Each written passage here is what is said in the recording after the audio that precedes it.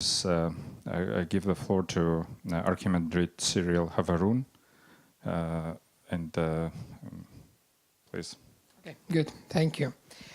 Well, it's a bit hard to speak after almost every speaker covered the topics that I wanted to touch, and you did it very well, much better than I would do. That's why let me try a bit different approach to the topic that we are discussing. Actually, there are many hermeneutical ways to deal with the Ukrainian issue, or more narrowly with the issue of the Ukrainian church. I would suggest to approach this issue from the perspective of recognition of reality. Well, we could interpret the winners and the losers in this situation, related to the Ukrainian church, in terms of succeeding or failing to recognize the realities that we in Ukraine face. Primarily, it is the reality of war. It has been mentioned already that it was mentioned very clearly, particularly by Ambassador Herbst, that it is not a civil war. It is a real war between Russia and Ukraine. And this is a harsh reality that we face on the everyday basis. I myself had a chance to visit the front line just a couple of months ago, and it was a kind of an astonishing experience, an experience of real war, real conflict. We were driving across the minefields, the crossfire of snipers, and we were exposed to the risk of being shot by snipers and by the Russian artillery. It's an everyday experience for those people who live there. Of course, some of them, they enjoy this kind of experience. Like this experience makes them high somehow. But still, it is a war. And exactly this reality of war, of conflict, of bloodshed, of lost lives is at the core of the issue that we are discussing here.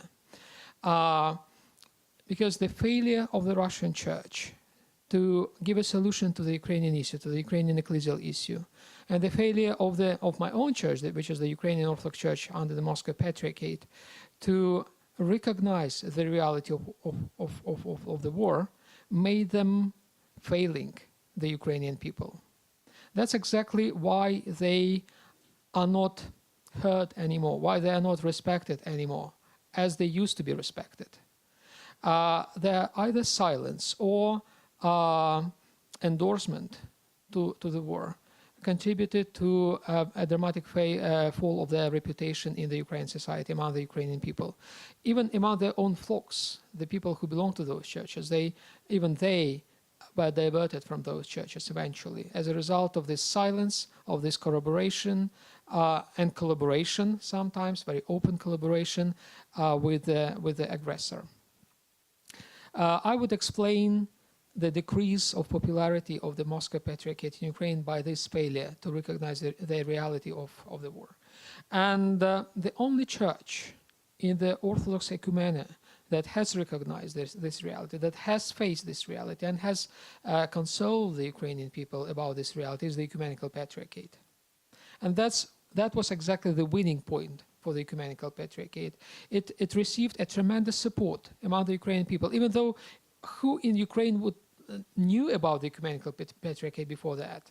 Well, only a bunch of people, a very kind of tiny group of people knew more or less about the Ecumenical Patriarchate. Now, many in Ukraine, the Ukrainian society, even secular people would know words like autocephaly, Thomas, and would know the personality of Patriarch Bartholomew. And the support towards the Ecumenical Patriarchate is tremendous. And one of the main reasons, I would say, why this support has emerged is the fact that the Ecumenical Patriarchate has recognized the tragedy of the Ukrainian people, the war, the conflict. It doesn't call it, civil war. It doesn't call it with all those euphemisms that were invented by the Russian propaganda and that have become a part of the Russian narrative. Well, I should say properly that this recognition of the war is not as clear-cut as probably by, for instance, the U.S. government or by the international institutions, but still it is there. It is at least something, because we didn't receive any support from any other church whatsoever. The only decision of an Orthodox church related to the Ukrainian situation, in my memory, is a decision. It was a petition from the Holy Synod of the Greek Orthodox Church, which was made, I think, in summer 2015, when the Greek Orthodox Church petitioned the Archbishop of Athens to ask Mr. Putin to lift embargo on Greek olives. That is the only church-issued document related to the Ukrainian conflict, to my knowledge. Against this background, I mean, the decision of the Ecumenical Patriarchate is tremendously important, and it has been appreciated very much by the Ukrainian people. So those who failed to acknowledge the reality of violence, the reality of humanitarian catastrophe, the reality of the war in Ukraine, those churches and people and groups failed Ukraine. Those who have recognized that, they won Ukrainian hearts, I would say. And here is, I think, that strength of the U.S. position, if I'm allowed to, to reflect on the political position of the U.S., because we had such clear statements from the United States about the war, and no other country would made it more clear. That is the reason. That is also the reason why people in Ukraine are really on the side there. I think most of them are friends nowadays of the United States. So the recognition of trauma, the recognition of sufferings, it is important, and it has played a crucial role in the entire Ukrainian issue, in the issue of the Ukrainian autocephaly. And I believe this recognition is also a way towards peace and reconciliation. It's not just about winning and losing. It's also about making peace in Ukraine. I believe that if we apply to Ukraine the general description of the truth and reconciliation process, the famous process that has affected many countries, which were torn and tormented by divisions, like South Africa, like Canada, like countries of the Eastern Europe, truth constitutes the first step towards reconciliation. You cannot you cannot reach reconciliation without telling truth about what has happened. First, the truth should be acknowledged. Then the Christian forgiveness should be applied as a next step. But you cannot apply forgiveness without telling what has happened, without revealing what has happened. And that is exactly what we are talking about through the process of granting autocephaly to the Ukrainian Church. Some important truths have been told by the Ecumenical Patriarchate, by the churches, and this exactly paved a way towards reconciliation, quite surprisingly. That's why I believe the way towards autocephaly of the Ukrainian Church is also a way towards reconciliation in Ukraine and of Ukraine with other countries. I could imagine that let us imagine that Russia has recognized its crimes, that would be the first step towards reconciliation with the country. We are not against Russia eternally. We don't want, to be at war with Russia for centuries.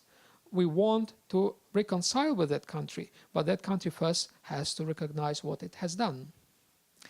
And that's why I want to stress this. The process of granting autocephaly to the Ukrainian Church is connected with the process of peace and reconciliation in Ukraine.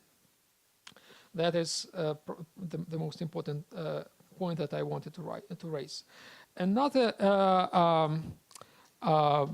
point, which is a bit different from what I've said, is about the way how this process affects the religious communities. It has been said in many discussions that this is a political process, and indeed it is a political process. This process of granting autocephaly to the Ukrainian Church has become a part of the political agenda, so the political discourse and so forth. But it remains for the Church for the people of the Church. It remains a pastoral issue primarily. And what the Ecumenical Patriarchate has done was to address the pastoral issue, which remained pending. No other church wanted to touch on this issue. No other church wanted to give a pastoral solution to the problem that tormented many people. For many people, for millions of people, I would say, it was an issue of consciousness. They realized that they belong to non-recognized groups. I don't want to call them schismatic groups, to non-recognized groups. For some, it was not a problem. For some, it was a problem. And they didn't have any other alternative where to go, any other canonical alternative where to go, or legitimate alternative. And this was an issue, a pastoral and an issue of consciousness, an issue of freedom of consciousness, if you want. The very issue of the schism in the Ukrainian church is an issue of freedom of consciousness, because people were not free to go to a church which would be canonical on the one hand, and on the other hand would be free from the influence from Russia. Therefore, I believe establishing a parallel jurisdiction, parallel canonical jurisdiction in Ukraine, is a solution to the issue of freedom of consciousness, which was given by the Ecumenical Patriarchate. It has solved the issue effectively. The issue has been solved. That is very important. It has been solved also for those people, thousands of people who had to leave the Moscow Patriarchate after 2014 because they could not stand, they could not digest, either silence or words promulgated and uttered by the Russian Church or the Ukrainian Church of the Moscow Patriarchate in Ukraine. And they had either to leave altogether the church or to join other jurisdictions. And still they were tormented. Still it was a huge pastoral issue for them. Again, this issue has been solved. So it is a great relief for millions of Ukrainians, for their consciousness, religious consciousness, for the issue of freedom of consciousness. And probably the last point that I wanted to raise, that while this issue, the decision of the Ecumenical Patriarchate has become a solution to consciousness of many in Ukraine, it became a problem to consciousness of many in Russia. So they are like corresponding vessels somehow. And indeed, many people in Russia perceived this decision of the Ecumenical Patriarchate as an insult against Russia. Well, it was not, I believe it was not an intention of the Ecumenical Patriarchate to insult anyone, but rather to give a solution to the existing problems. And the fact that the Russians were insulted was the problem of the Russians. It was not really the problem of the Ecumenical Patriarchate. It was not the intention of the church. And indeed, this caused tensions in the relations between Moscow and Constantinople, as you all know. I would offer my own interpretation to these tensions. Immediately after the decision of the Russian Church to break Eucharistic communion relations with the Ecumenical Patriarchate on October 15th, a couple of weeks ago, many interpreted this break as a schism, and many were feared that this schism would be a global schism, would be a global divide within the Orthodox community worldwide. I think it's not a schism, it's not a global divide. It's just a crack, as it were, or a rift in the relations between the churches, and actually it's a unilateral crack. I would say that it is, it's an imagined crack. It has been imagined by Russia, but it has not been agreed upon that there is a problem by the Ecumenical Patriarchate. Other churches also failed or refused to recognize that there is a divide between the two churches. And we could speak about a global schism only in case if both sides of the conflict recognize that there is a conflict, that there is a break in relationship between the churches. And more importantly, if other churches recognize that this is there is a schism, and other churches would side with one or another church, would take either or one of those sides. None of the churches, even the faithful allies of Russia, took any side. The most dangerous probably point was when the Patriarch of Antioch visited recently Serbia and met the Patriarch of Serbia. Those are the two kind of traditional allies of Moscow, and even they did not produce any statement which would recognize a schism between the churches of Moscow and Constantinople. So if they refuse to recognize this reality, it means even if they fail to recognize this, it means that this schism does not exist as a reality. It is completely imagined. I would like to draw a parallel between the concept of imagined communities by Benedict Anderson when he described nationalism, that it is a completely imagined construct. This schism is a completely imagined construct. It exists only in the heads of a few people in the global orthodoxy. It is not shared by other people. The reality, the schism does not exist as reality, which brings us to my first point about recognition of reality. So if we recognize the reality, and when the churches globally recognize the reality that there is no schism, there will be no schism. It exists only in the imagination of the Russian Church, as only in the imagination of the Russian Church as civil war exists.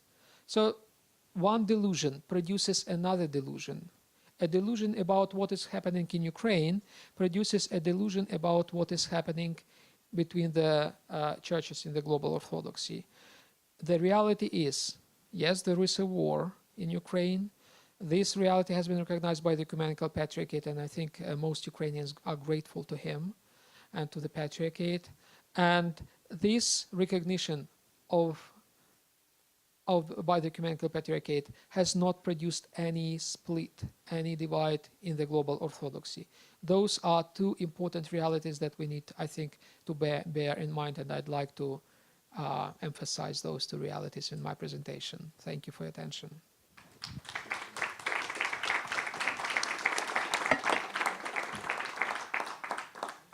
Well, thank you very much for talking about the political aspect of it, and especially taking us into the depth of the questions of consciousness and the implications of this split between Moscow Patriarchate and now Kievan Patriarchate and the Ecumenical Church. And I wanted to kind of build on with the last part of your presentation and ask Archbishop Evstrati. So all these processes that we have been observing after the fall of Soviet Union, they indicated this kind of split in the Orthodox Church in Baltic states, when part of the religious community were oriented toward Moscow Patriarchate, and part was independent. In Moldova, we have the same split when part of Moldovan Church is oriented toward Romania. The same situation in Georgia. So these processes were going for quite a long time, and some of those local churches actually applied for the same notion that Ukrainian Kiev Church did, but they were denied, and this is kind of the first major development in the post-Soviet history of Orthodox Church. So that's kind of one aspect that shows that there is this tendency of the processes, decentralized processes going in the Russian Orthodox Church. And another aspect which I actually didn't think about before Archimandrite Cyril mentioned it, this new notion that Moscow Patriarchate also started splitting from ecumenical church, and they even decided not to pray for them. There are these dramatic developments recently. So I was wondering, Archbishop Evstrati, what do you think about this decentralization and how it will reflect on the community, religious community, particularly in Ukraine? And also, could you reflect how it would affect different parts of Ukrainian community? The eastern part, which was more affected by Soviet atheism legacies, and western part, as you indicated, which was more Western oriented. And also, I was wondering, I wanted to ask a question, Archimandrite Cyril. You at one point indicated that you still belong to Moscow Patriarchate, identify with Moscow Patriarchate. So Archbishop Evstrati mentioned that kind of positively, that Moscow Patriarchate will exist in Ukraine, and so I was wondering, how do you feel the developments of Moscow Patriarchate in this new environment, rather probably hostile environment in Ukraine? Father Kirill said about accepting reality, and what kind of structure now Moscow Patriarchate have. It's church empire or imperial church, and in 1990s in Russia, politicians and church officials openly enjoys that Communist Party, Gorbachev, lose Soviet Union, and Soviet Union was destroyed, but Russian Orthodox Church still exists, and this is a foundation for reconstruction, post-Soviet reconstruction and reunification post-Soviet space around Moscow as a third Rome, as a holy place, as a center of Russian world and Orthodox world. And in reality, returning to empire for Russia is impossible. They try, Putin and his entourage try to use, just to use this imperial ideas as a tool to hold a power in Russian Federation. In reality, I think most of them really understand that reconstruction of Russian Empire in modern world is impossible. But they try to use these ideas. Another very important point, I have no idea, do you know or not, that after World War II, Stalin's regime tried in cooperation with Moscow Patriarchate, re-establish it 75 years ago, in 1943. Tried to gather 8 ecumenical council. In Orthodox tradition, we recognize only 7 ecumenical councils, and last one was in 787. And Stalin and Moscow Patriarchy tried to prepare 8th ecumenical council in Moscow with main goal to proclaim Moscow Patriarch as ecumenical patriarchate, first among equal patriarch. It's a real story with many proofs and documents, and from that time until now, world Orthodoxy divided, really divided.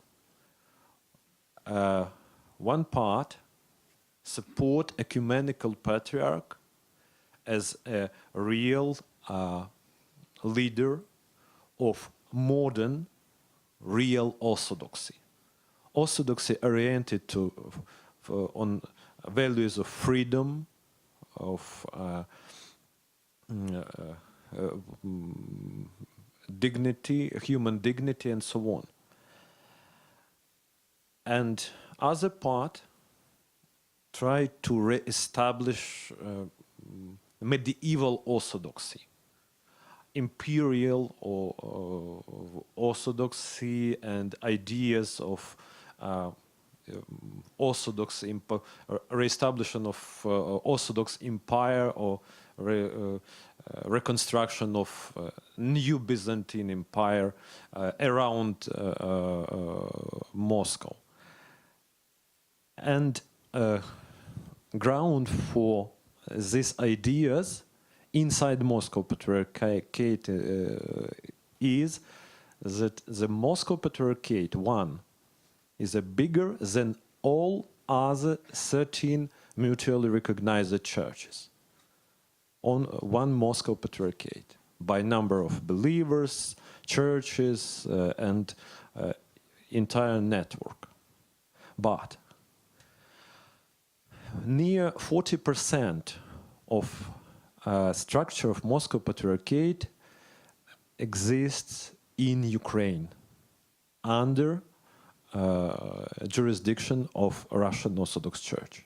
Without Ukraine, Moscow Patriarchate will be big but not superpower church and lose ground for such global imperial ideas. You remember meeting between Pope Francis and Patriarch Kirill in Havana. And Patriarch Kirill, just one of primates of Orthodox local Orthodox churches, he tried to play a role, someone comparable with Pope of Rome, like a leader of global Orthodoxy, and said, we Pope of Rome and me, we have global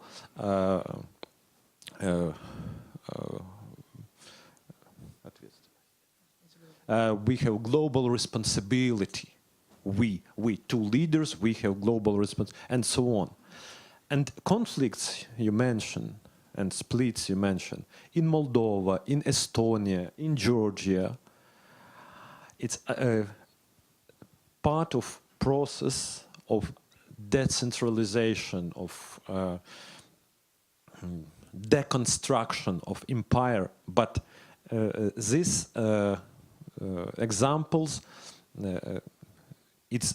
are not danger for main idea, because without Moldova, without Estonia, without Abkhazia or Ossetia, Russian empire, Russian imperial idea may live and may go forward. But without Ukraine, without Church of Ukraine, without Ukrainian history, re-establishment of Russian empire is impossible. And last one point, that Russian imperial idea based on such imagine that Moscow is a third Rome and a real success,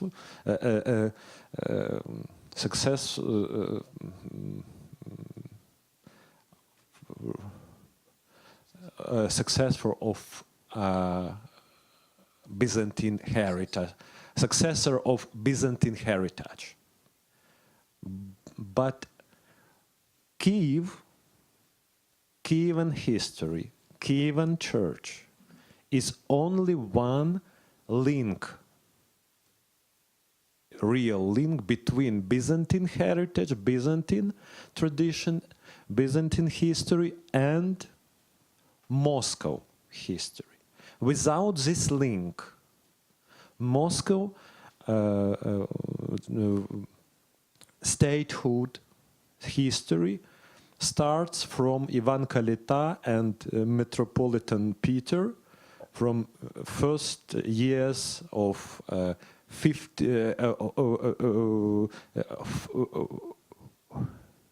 14th century, from a time of Holden Horde and so on.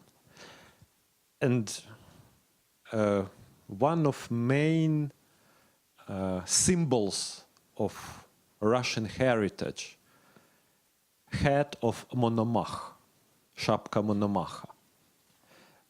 And somebody mentioned about images of Great Prince Volodymyr, Russian tradition of image of Great Prince Volodymyr.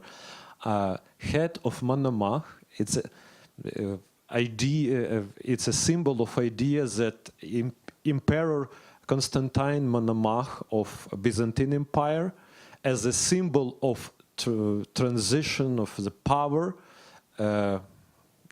grant this hat, this crown to his grandson Volodymyr Monomach, Great Prince of Kiev, and Grand Prince of Kiev grants this symbol to Moscow princess. And this is a visible symbol of transition of history. But in reality, this is a hat given by Mongol Tatar Khan to Ivan Kalita as a symbol of his power over Moscow Principality.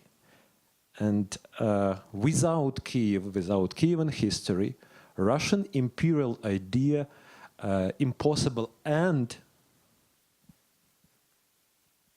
maybe Russia, when lose these images, he find a strange, find a spirit to re-establish their statehood, their society model, not and go forward with face forward, not backward. Thank you. Thanks. You always kind of bring it to positive ending. Thanks for that. And the question to my question to Archimandrite Cyril was about the future of Moscow Patriarchate, but I was wondering if you could cover it less from political point, but from the point why would Ukrainians want to stay with Moscow Patriarchate, and how, what impact now Moscow Patriarchate would have in Ukraine? Well, I'll try to be brief. First of all, yes, there will be Ukrainians, quite a few of them, millions, I would say, who would stay with the Moscow Patriarchate in Ukraine. This is another reality that we need to recognize, and it's good if we recognize this reality. Why they will stay there is difficult to say, because everyone will have his or her own reason. Probably one of the reasons will be the proximity, cultural proximity to Russia. For many of them were formed spiritually in the framework of the Russian spirituality. For some, it will be the Russian propaganda, which has already begun acting on them and explaining why they should stay in the Moscow Patriarchate, because they say it is the only right faith, that version of Orthodoxy, edition of Orthodoxy that has remained. Different reasons, right and wrong reasons, will keep them there. Nevertheless, I believe that it is important that the Moscow Patriarchate will stay in Ukraine, and not just for the sake of the Moscow Patriarchate. I will say you now maybe a heretical point of view, very unorthodox. You may condemn me if you want. We have a conciliar kind of form here. But my point, my heretical point, is that it is good to have alternative canonical jurisdictions in one country. We have a custom in the Orthodox Church that one country should have only one church. And it is, we believe that it is an ancient, almost sacrosanct, divine apostolic tradition, which is wrong. Because in the period of Christian antiquity, there was only one state, the Roman Empire, and there were several churches which existed within the same Roman milieu. With the emergence of the modern states, they adopted this idea that one state should have one church. It is a modern idea. It's not actually traditional apostolic whatsoever. It is an idea which was inspired by the modernity. And now we are challenged by this idea. Many people in Ukraine still believe that Ukraine should have only one church. Probably should, but it will not have it. Let us be realistic. Let us face this reality. There will be at least two churches. And I think instead of just humbly accepting this, we should celebrate this idea of having two parallel jurisdictions, because it will contribute to diversity in Ukraine, and it will help both churches to be better churches, if I may say this. Well, I will say something that probably Archbishop Evstrati will not like, but I think that both churches, Moscow Patriarchate and Kiev Patriarchate, they are not very different from one another. Well, I know you will disagree with me. They are quite similar, and there is no chance that they will change by themselves. It's like this famous German fictional figure, Baron Münchhausen, who tried to draw himself out of marsh by his heirs. It's impossible. Only the coexistence of two churches may help those churches to be better, to improve, because there will be sort of competition between them. I hope there will be no war between them. That will be a very bad scenario. The good scenario will be a coexistence of two parallel jurisdictions which will compete one another, which will in this way help one another to be in shape and to become authoritarian structures. Because if you have competition, you cannot become authoritarian, because then otherwise priests and parishes would switch to another jurisdiction, and this will keep those churches in good shape. Therefore, I believe it will contribute to the diversity of Ukraine, general diversity of Ukraine. It will contribute certainly to the general tolerance, religious tolerance in Ukraine. It will help when the Orthodox eventually will learn to respect one another, other Orthodox. They will also learn how to respect other Christians. Therefore, I believe this configuration, even though it is not probably the optimal configuration, but eventually it may contribute to a better tolerance, to a better freedom of religion in Ukraine, if I may say this. So it's a win-win situation. Well, thank you very much. Both of our presenters kind of painted very optimistic picture, but maybe our audience will bring some negative sides on it. So please identify yourself and keep your comment or question under 1 minute. And I also will ask our panelists to keep your answer to 2 minutes. And then we will have 2 rounds of questions, please.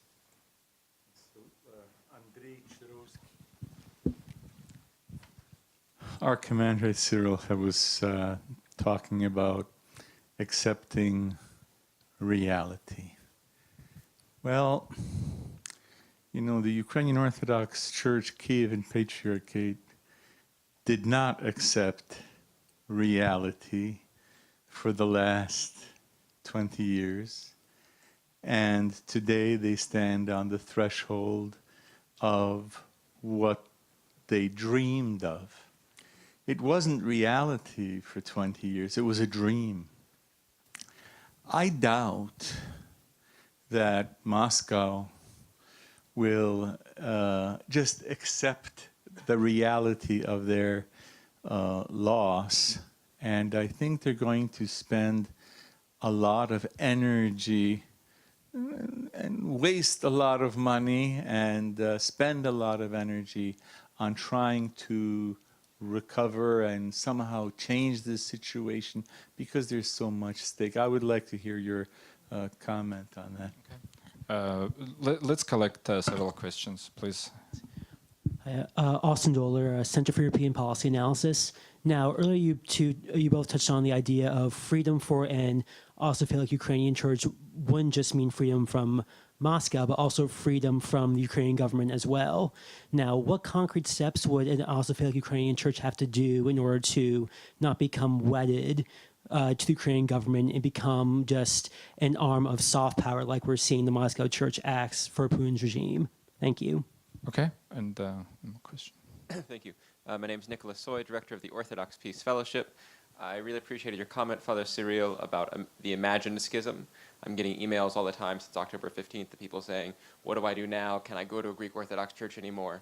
And I'm wondering if you could project forward into the future the possibilities of a regularization of relations between Moscow and Constantinople. What would that involve? Or will this end up just being an outstanding issue the way Jerusalem and Antioch schism is? Or is there another possibility?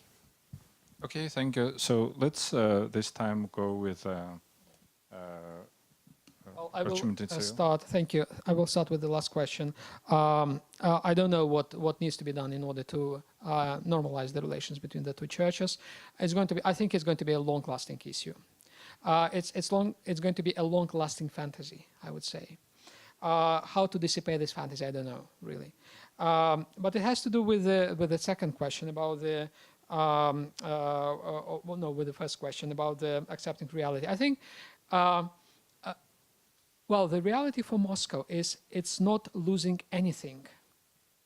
Nothing has happened to Russia. I mean, who has interfered to the Russian soil? Who has infringed on the Russian sovereignty, whatever? No, nothing happened. Nothing like that has happened. It was an insult to the imagination, to the Russian imagination. But it was a political imagination. It was not an ecclesial imagination. It was not the image about the church. It was the image about their ideological standing. Therefore, this step of Constantinople, I believe, is not a loss for Russia. It is a gain for Russia, because it gives Russia a chance to realize the reality of the church. The church has remained intact. The church has not been split. Many more people in Ukraine joined the global Orthodox Church. Everyone should be happy about that, not to be complaining all the time. It's an opportunity to celebrate, and that is the reality which should be celebrated. Therefore, it is a gain for the Russian Church, not a loss. And regarding the freedom of the Ukrainian Church from the Ukrainian state, I think the competition of the two churches, all of them are similar in the sense that they tend to collaborate with the state, because they are the churches of the Byzantine tradition, and the Byzantine symphony is pretty much in the DNA of every single Byzantine church. And this applies to the Kiev Patriarchate, to the Moscow Patriarchate, to any other patriarchate you can imagine. Only the coexistence of two churches can secure somehow that no one will have monopoly on symphony with the state, and the state will not have an established church in UK, because there will be two churches, and you cannot have two established churches. Thanks, and please. Kievan Patriarchate rise up from very beginning, stood on the ground of support from the people, not from the state. Russia and Moscow Patriarchate tried to describe that creation of Kievan Patriarchate is a political project.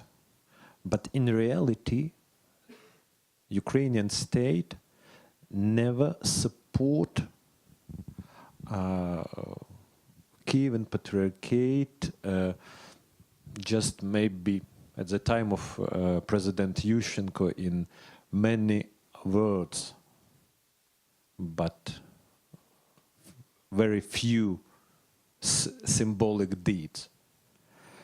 And at the time of Euromaidan and crisis in Ukraine, our church have power inside ourselves to stay with the people, not with government, because we know that people support us. And future of our church depends not to the state or government, but depends on people. When people will support us, we will exist in the future. About your question, in what time it will be finished, I would like to remind a very interesting story. After World War II, in Moscow was raised the question of attitude to ecumenical movement. And officially Moscow Patriarchate have a strong statement and attitude that ecumenical moving is just an imperial tool, is a heresy, and so on and so on. And Russian Orthodox Church don't participate in this movement at all. It was just after World War II. At the time of Second Vatican, when Soviet government saw how important role played Roman Catholic Church in global West and ecumenical movement, Protestant churches in United States, government changed their mind and grant possibility to Russian Orthodox Church to be a part of ecumenical movement. And in 1960s, 1970s, Russian Orthodox Church started to be a main part of ecumenical movement. Just after 15 or 20 years, when they are totally denied this option. I think after change in Kremlin, change of mind or change of person, this schism in mind will end, I hope. Thanks. Maybe one more question to, well, gentleman over there. Yeah. A number of times... Could you introduce yourself? Cyril Kennedy. I'm a doctoral student from Catholic University of America. A number of times, the former Metropolitan of the Ukrainian Orthodox Church Moscow Patriarchate, Vladimir Sabodan, has been mentioned and contrasted to the current Metropolitan Onufri. And so I'd ask either a question about that, the difference between those personalities and perhaps what they represent, or put somewhat differently, why was there this moral failure in the MP in Ukraine to respond to the needs of the Ukrainian people? What's the root cause of that? Thank you. Let's go in the same direction again, and please, Archimandrite Cyril. Well, I will not judge the personalities. I just deliberately avoid it. I just want to say that probably one of the reasons is a wrongly perceived spirituality.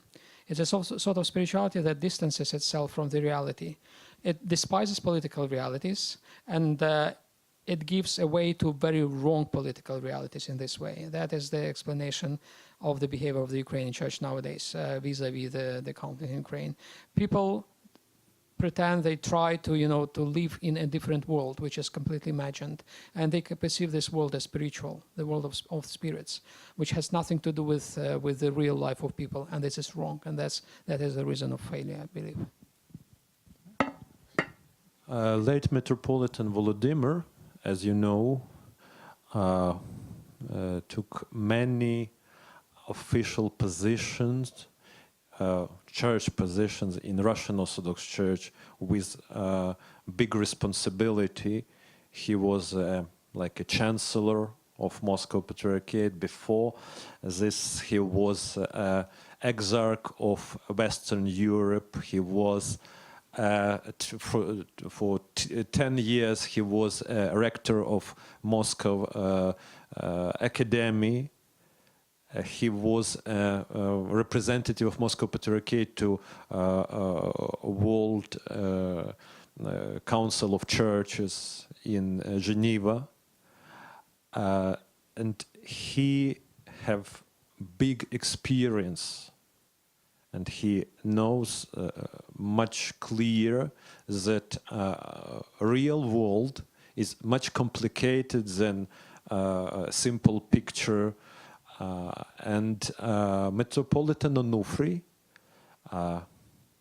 described it by his supporters or those who criticize him like a monk. He is a real monk with huge obedience to his spiritual father. And it may be, I think it's very good for monks, but it's a problem and lack of his own will. It's a problem for primate of church, who must decide himself, not have obedience for anybody, but decide himself and have responsibility himself. I think it's a problem, it's a difference between these two hierarchies. Thanks. Well, this panel kind of showed that the diversity in Ukraine and these differences between different congregations, they only contribute, in the view of our panelists, to the religious freedom there, and that leaves us hope. And maybe the next panel, which is about defending religious freedom, will build on the ideas that our presenters developed. And please join me in giving them a round of applause.